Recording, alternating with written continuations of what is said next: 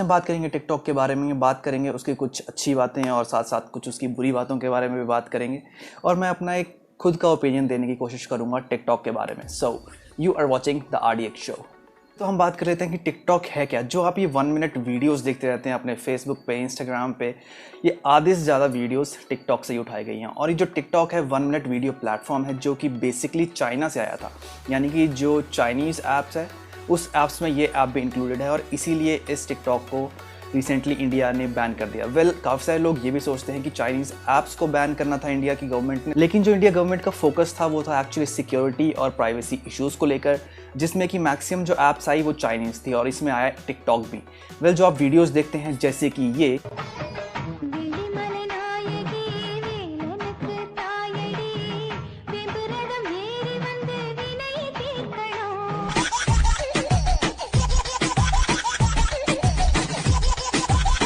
या फिर जैसे कि ये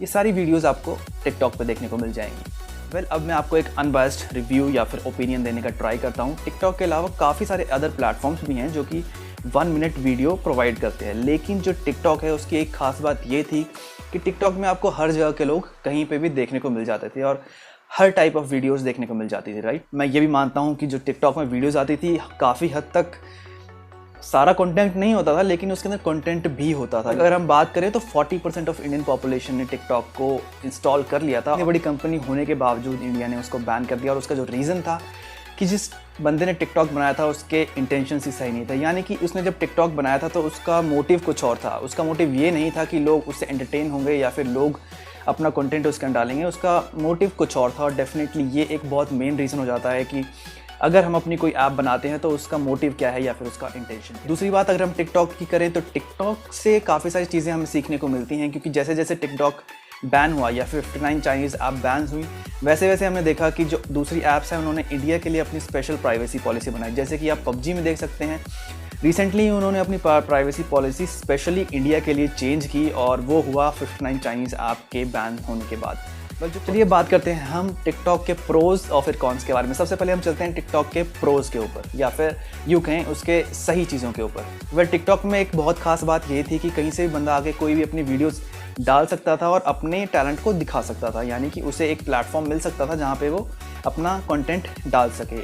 और जो दूसरी बात मुझे टिकटॉक में सही लगी वो था उसका इंटरफेस, क्योंकि एक बंदा जिसको किसी चीज़ का नॉलेज ना हो, ना एडिटिंग का ना फिर सॉफ्टवेयर का, वो टिकटॉक पे आके अपनी वीडियोस खुद एडिट करता है, खुद डालता है और खुद उसको परफॉर्म भी करता है। तो ये एक बहुत ईजी या फिर यूँ कहें यूज़र इंटरफेस काफ़ी सही था टिकटॉक का, और ये चीज़ काफ़ी बढ़िया। तीसरी चीज़ जो टिकटॉक में बढ़िया थी वो थी उसका एंटरटेनमेंट। हालांकि कुछ ऐसे स्टफ्स भी था टिकटॉक पे जो कि हमारी सोसाइटी के रेलिवेंट नहीं था, लेकिन काफ़ी सारी ऐसी वीडियोस भी थी जो कि हमें दिन भर एंटरटेन करने के लिए काफ़ी ज़्यादा इंपॉर्टेंट थी। अगर आप इंस्टाग्राम पे या फिर फेसबुक पे वीडियोस देखेंगे तो आधे से ज़्यादा वीडियोस वहाँ पे टिकटॉक से ही हो गई। अब अच्छी बातें, अब हम बात करते हैं टिकटॉक की बुरी बातें या फिर यूँ कहें कॉन्स के बारे में।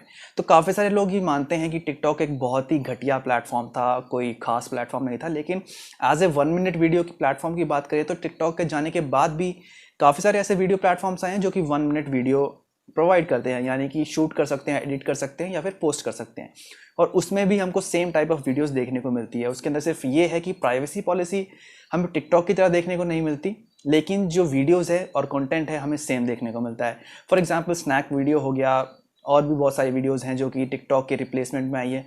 इवन अगर हम बात करें तो टिकटॉक से मिलती जुलती टक करके भी एप्लीकेशन आ चुकी है जो कि टिकटॉक के जाने के बाद अपनी प्लेस मार्केट में बनाना चाहते हैं। बड़ी बात थी वो थी इनकी प्राइवेसी पॉलिसी। जो दूसरी बात थी वो थी इसका कंटेंट। हालांकि इसके अंदर काफ़ी सारे ऐसे कंटेंट था जो कि देखने लायक था, लेकिन कुछ ऐसे कंटेंट भी था जो कि हमारी सोसाइटी या फिर यूँ कहें इंडिया के लिए काफ़ी सही साबित नहीं हुआ, या फिर यूथ को गुमराह करने कुछ इस टाइप का कंटेंट भी था इसके अंदर। तो इसीलिए ये एक अच्छी चीज़ में माना जाता है कि टिकटॉक को बैन किया, लेकिन ये एज ए कॉन गिना जाता है टिकटॉक के। बहुत ही इंपॉर्टेंट सवाल कि क्या टिकटॉक भारत में वापस आएगा, इंडिया में वापस आएगा। फर्स्ट बात तो ये है कि अगर इंडिया में ये वापस आता है तो डेफिनेटली इसका नाम टिकटॉक नहीं रहेगा, कुछ और चेंज हो सकता है। और हाँ, इस चीज़ के काफ़ी ज़्यादा चांसेस है कि टिकटॉक वापस इंडिया में आ जाए, क्योंकि जो इंडिया का डिजिटल मार्केट था टिकटॉक के लिए वो लगभग 3 बिलियन के अराउंड था।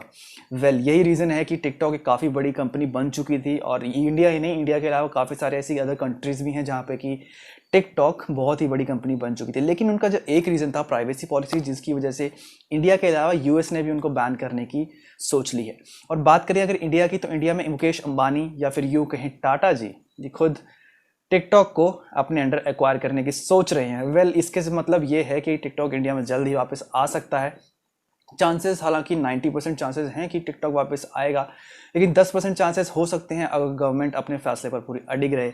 बात यह है कि अगर वो इंडिया में आता है तो उसके साथ प्राइवेसी पॉलिसीज़ क्या होती हैं, इंडिया के लिए स्पेशल प्राइवेसी पॉलिसी बनती है या नहीं, कंटेंट कैसा होता है, या फिर यूँ कहें तो नेम कैसा होता है कि क्या टिकटॉक को वापस इंडिया में आना चाहिए या नहीं। मेरे हिसाब से अगर टिकटॉक इंडिया में वापस आता है तो कोई बुराई नहीं है, लेकिन अगर उसके अंदर कुछ चेंजेस हो, यानी कि कुछ ऐसी चीज़ें हैं जो कि टिकटॉक में बदलनी चाहिए, अगर वो बदल जाती हैं तो डेफिनेटली टिकटॉक को इंडिया एक्सेप्ट कर लेगा।